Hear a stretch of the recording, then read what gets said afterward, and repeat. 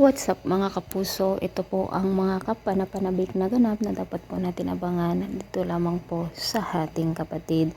Sa pangalawang pagkakataon mga kapuso ay muntik na namang mapahamak ang buhay nitong si Tyrone, ngunit buti na lang nandoon si Angel na kanyang anghel na nagliligtas sa kanya, ngunit ang akala natin lahat ay mabait na tao itong si Angel, ngunit hindi po pala, dahil nga makasarili siya at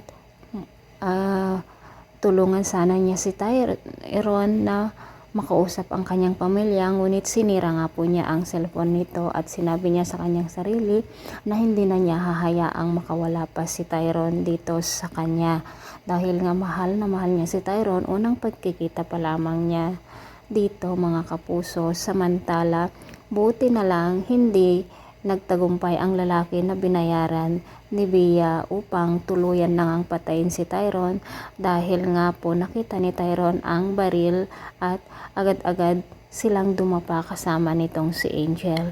Samantala ito rin si Darius ay talagang gagawin ang lahat para sa ganun ay mawala nga si Tyrone dito sa kanilang landas, dahil nga gusto niyang makuha ang kayamanan nitong si Jacinta.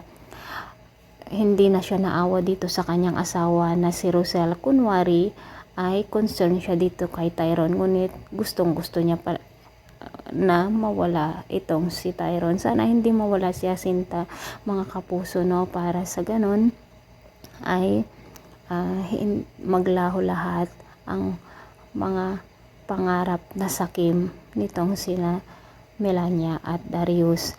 Samantala mga kapuso, ano naman kaya ang gagawin ni Belle dito sa nakita niya na paghalik ni Chris kay Rosel? Sana ipagtapat na kasi ni Malu ang kanilang sikreto na si Rosel ang ina nitong si Belle, para sa ganun ay hindi magiging masama ang tingin ni Belle dito kay Rosel mga kapuso.